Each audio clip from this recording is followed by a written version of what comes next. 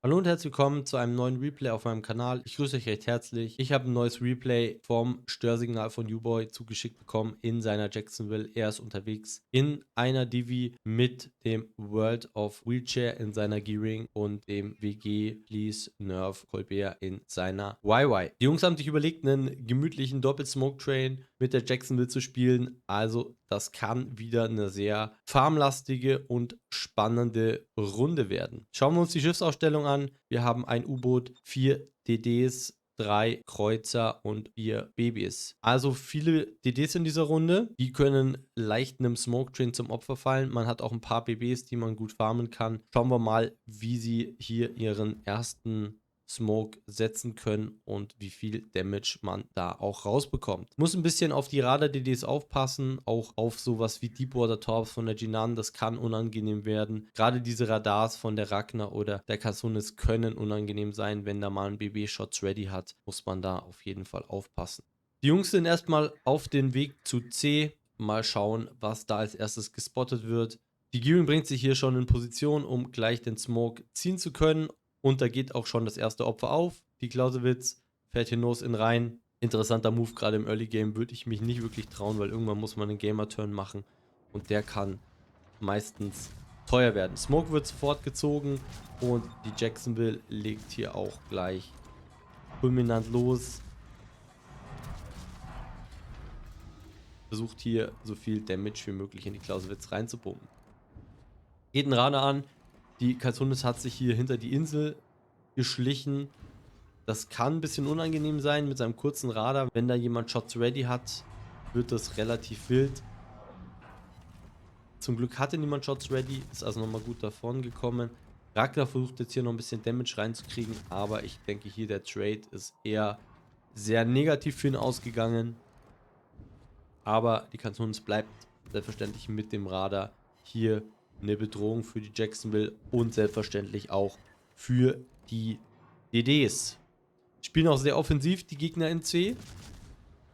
Das macht's zum einen relativ gut, weil man die DDs relativ solide catchen kann. Zum anderen hat man sehr viel Druck auf dem Smoke Train, auch auf seinen eigenen DDs.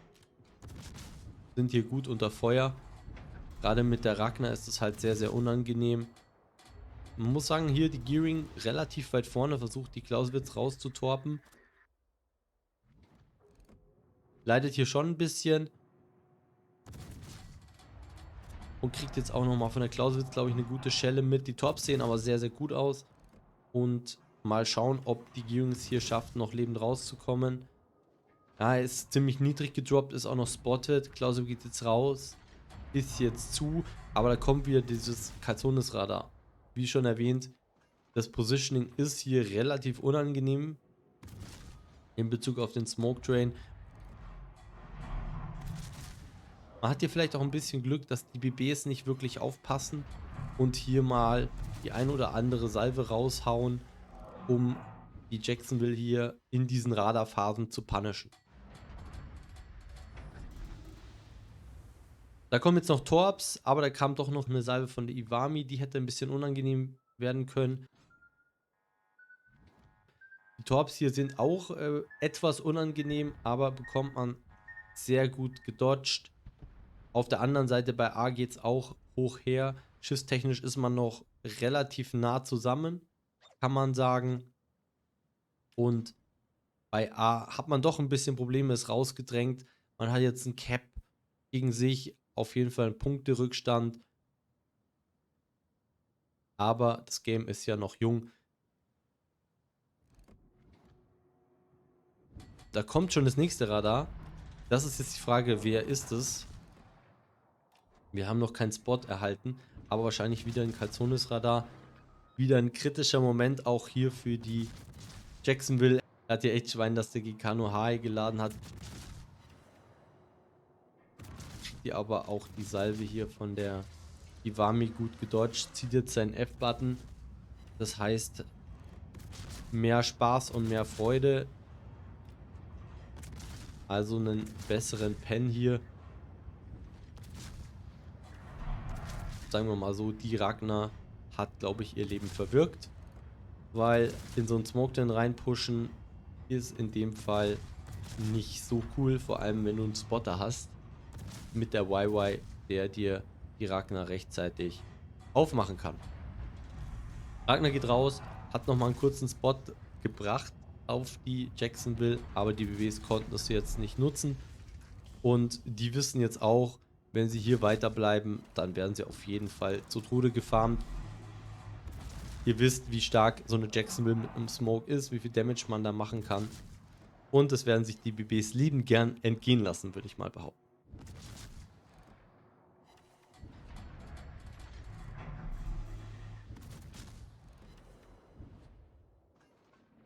Also man hat hier gut Druck auch gemacht. Cap leider noch nicht geholt. Aber es hat sich auch noch nicht die Möglichkeit ergeben. Versucht jetzt hier Open Water noch ein bisschen zu farmen. Aber auf Max Range ist es halt dann auch etwas schwieriger, mit der langen Flugzeit da konstant was zu treffen. Schauen wir mal auf den aktuellen Damage Count. Wir sind bei 180k nach 13 Minuten und wir haben schon 14 Brände. Also das ist echt Wahnsinn, wie viel Brände dieses Schiff raushaut. Ist mega unangenehm, gerade für BBs, wenn du da zum Beispiel über eine Insel oder über einen Smoke Train gefarmt wirst. Und da kommt auch schon der Vernichter. Also da merkt man schon, das Ding hat Potenzial. Und das Großkaliber hinterher. Also wow, da hat man schon ordentlich den Gegner was einverleibt, sagen wir es mal so. Jetzt wird sich wieder neu positioniert. Die Idee ist jetzt halt, was macht man als nächstes? Man hat jetzt A verloren. Schiffstechnisch sieht es relativ ausgeglichen aus.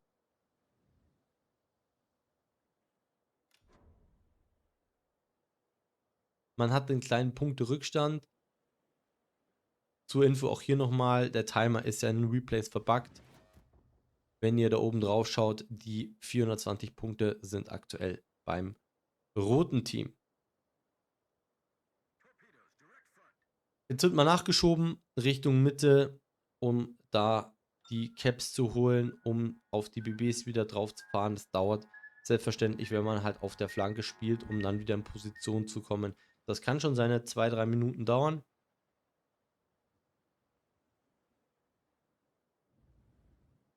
Die Calzones hat sich jetzt auch in die Mitte verkrümelt und da geht auch der Friedrich raus beim B-Cap. Das heißt, mittelfristig wird man hier auch das B-Cap verlieren.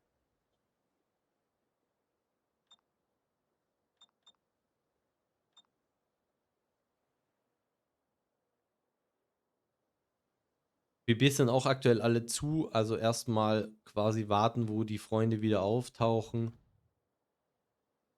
Aber so wie es auch hier aussieht, fahren die BBs eher in die Mitte beziehungsweise auf die A-Seite rüber. Also da wird man wahrscheinlich nicht hinterher fahren, wird das Ganze abbrechen und schauen, dass man eher in das B-Cap kommt.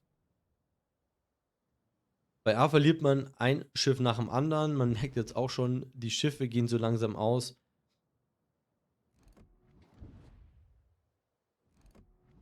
Was man auch sieht, ist, dass die Smolensk AFK ist. Das heißt, man hat auch noch mal hier ein Schiff weniger. Also relativ unentspannt, würde ich jetzt erstmal sagen. Da muss noch einiges an Arbeit geleistet werden, um tatsächlich hier diese Runde zu gewinnen. Es wird nicht einfach werden. Man braucht hier ein gutes Positioning, gute Zusammenarbeit zwischen dem DD und dem User, um hier ein Maximum rauszuholen. Gerade bei B mit den vielen Inseln, denke ich, kann man da gut mit einem schönen Spotting arbeiten und den Gegner für einen Push bestrafen.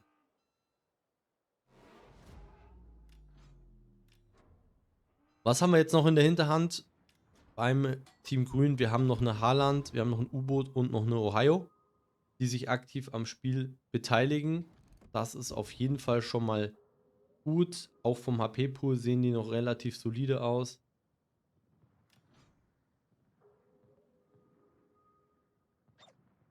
Und ich denke, hier hat der Smoke Train auch gleich sein erstes Ziel ausgemacht.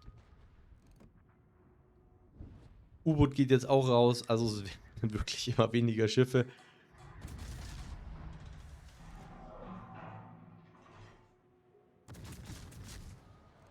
Die Personas schiebt jetzt auch wieder rein, wird dafür auch nicht wenig gepunished. Kriegt hier auch nochmal eine gute Salve ab.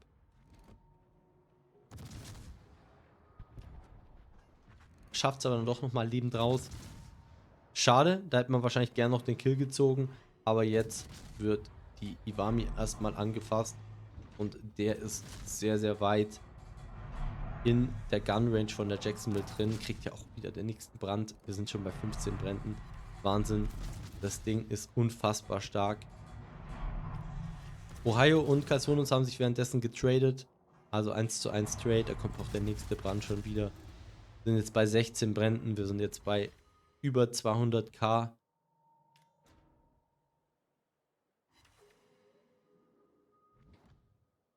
Man hat noch 230.000 im Game. Noch sehr viele PBs. Noch 2 Cruiser, U-Boot und einen DD. Und man spielt jetzt quasi ein 2 gegen 7. Aber wer seine Runden gewinnen will, ihr wisst das, muss mit World of Warships auch ein bisschen arbeiten. Und gerade hier das Spotting bzw. der Smoke kann hier gerade in so einem Late Game sehr, sehr gut sein. Währenddessen schaut man auch, dass man das D-Cap noch capt, um den Gegner da ein bisschen auch bei Laune zu halten. Und das klappt ganz gut. Und man hat hier super Spotting. Der Gegner ist relativ passiv. Ist auch jetzt erst dabei, das A-Cap zu cappen. Da kommt schon der nächste Brand auf die Iwami. Der hat halt überhaupt keine Freude in dieser Runde. Also brändetechnisch ist das hier schon wieder ein Fest, muss man fast sagen. Da geht jetzt auch der GK auf. Der nächste, der reinfährt. Ihr seht auf der Minimap auch nochmal die Jinan. Der könnte ein bisschen unangenehm sein, wenn er da im richtigen Moment in die Flanke reinfährt, für ein Spotting sorgt. Kann man da auf jeden Fall Probleme bekommen. Man ist jetzt auch schon bei 19 Bränden, bei knapp 270.000, also ist auf jeden Fall wild und die Iwami wird hier, glaube ich, auch rausbrennen. Das ist der Fall, da kommt dann auch gleich der Brandstifter hinterher. Also das läuft hier einfach richtig gut. Und jetzt wird es wichtig sein, über ein cleveres Positioning und auch über einen guten Spot hier diese Runde für sich zu entscheiden. Das wird nicht einfach werden. Der Gegner hat mehr als doppelt so viel HP. Und wenn er das richtig einsetzt, kann man hier auf jeden Fall Probleme bekommen.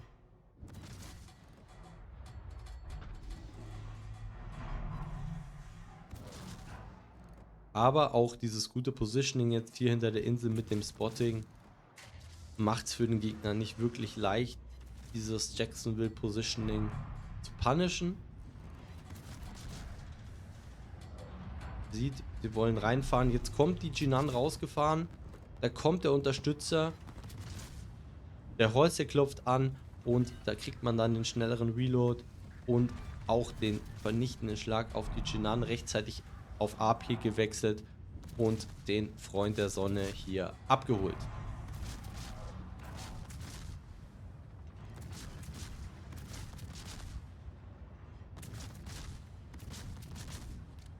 Wenn man hier nochmal auf den Damage schaut, sieht man, dass wir bei knapp 340.000 sind. Also das wird jetzt schon eine Runde, die maximal solide wird.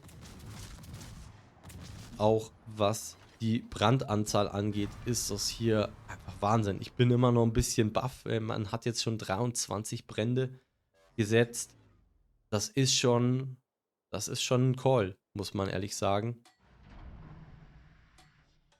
Das Einzige, was jetzt hier noch so ein bisschen fehlt, ist der Kraken. Und ich glaube, den wird man sich jetzt hier einverleiben, weil die Shima hier um die Ecke pusht und versucht hier mit einem Torp Rush eine Jacksonville zu pushen. Habe ich jetzt auch eher selten gesehen, dass man so einen Move macht. Also ich persönlich würde euch empfehlen, versucht das erst gar nicht, wenn ihr ihn da nicht wirklich 100% killen könnt. Ein Torpedo macht euch nicht wirklich was aus.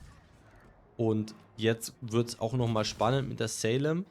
Die kann nochmal hier gut Damage machen, wenn er vielleicht ein bisschen AP schießen würde, was er nicht macht. Er schießt HE, geht in einen Kite gegen eine Jacksonville, der seine Türme voll benutzen kann. Jetzt kommt hier auch noch das U-Boot, also Action und Spaß ist hier gleichzeitig gegeben. Kommt dann auch noch der Smoke vom DD, der hier nochmal Support geben möchte. U-Boot hat auch ein paar schöne Hits bekommen. Also der sieht auch nicht mehr so gut aus, glaube ich. Und man sieht halt, wie krass hier die Salem outrated wird. Und U-Boot wird gespottet, da ist schon die Salve raus. Man holt sich hier den Kill.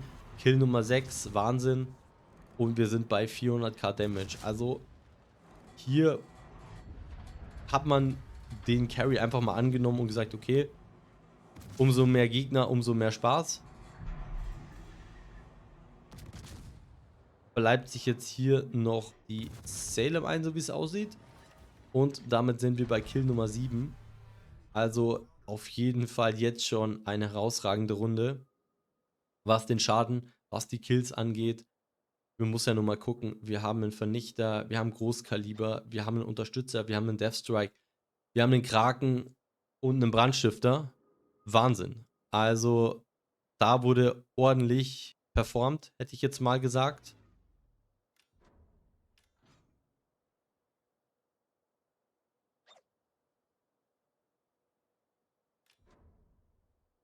Und jetzt geht es nur noch darum, diese Runde zu entscheiden. 2 gegen 1 gegen GK. Ich würde sagen, das wird für einen GK nicht so gut ausgehen. Der wird mit Sicherheit ein bisschen leiden, weil er muss kommen. Die Wyvern wird ihn spotten und ich denke, die Jacksonville wird hier auch nochmal mit Hilfe des F-Befehls ihn nochmal recht herzlich begrüßen. Schaut auch, dass er sich hier hinter die Insel positioniert. RPF wird hier auch gepinkt, um zu gucken, wo ist hier das Baby. Hier auch nochmal clever die ASW-Bomber genutzt, weil damit könnt ihr, wenn jemand die Flak anhat, Schiffe ungefähr orten. Und da geht auch schon der GK auf. Torps sind auch unterwegs. Der große, lustige Farm beginnt. Das ist übrigens auch noch der HE-GK. Da muss man sich hier überhaupt keine Sorgen machen. Da kann man auch etwas aggressiver spielen. Aber was man hier auch jetzt sieht, dass die Torpedos von der YY hier wirklich sehr gut aussehen und der sich wahrscheinlich auch den letzten Kill des Games einverleibt. So sieht's aus. Also Wahnsinn, die Runde. Guter Start, dann richtig schwer. Da deutlich in Unterzahl, aber das clever ausgespielt und dann kommt man auch mal zu so guten Ergebnissen. Klar, mit Doppel-Smoke Train ist die Sache natürlich etwas einfacher, aber am Schluss war es ja auch nur noch ein Smoker und den hat man nicht so wirklich gebraucht, weil man hier cleveres Positioning angewendet hat und damit dann die doch relativ unausgeglichene Runde für sich entschieden. Wir schauen auf dem Endscreen, wir haben 7 Kills, 29 Brände, unfassbar, das ist wirklich nicht wenig.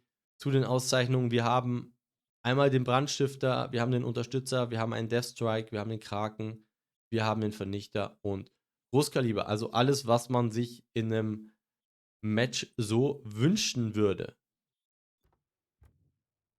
Schauen wir auf die Teamwertung. Hier haben wir 4251 Base XP, also zeigt auch wieder, wie herausragend diese Runde war. Wenn man sich das überlegt, 2000 Base XP ist eine gute Runde, über 3000 ist schon eine sehr gute Runde und dann über 4000 ist schon fast eine perfekte Runde. Auch der Damage, wenn wir hier nochmal kurz zurückspringen, mit 450.000 überragend. Da freuen wir uns auf mehr. Ich hoffe, euch hat dieses Replay zur Jacksonville gefallen. Wenn ja, lasst doch gerne ein Like bzw. einen Kommentar da. Wenn ihr noch Fragen oder Feedback habt, über ein Abo würde ich mich auch sehr freuen. Wenn ihr eigene Replays habt, die ihr mir gerne schicken würdet, tut es gerne. Schaut mal auf meinem Discord-Server vorbei und dann sehen wir uns im nächsten Video auf meinem Kanal wieder. Die Mitte ist raus. Bis zum nächsten Mal. Macht's gut. Ciao. Ciao.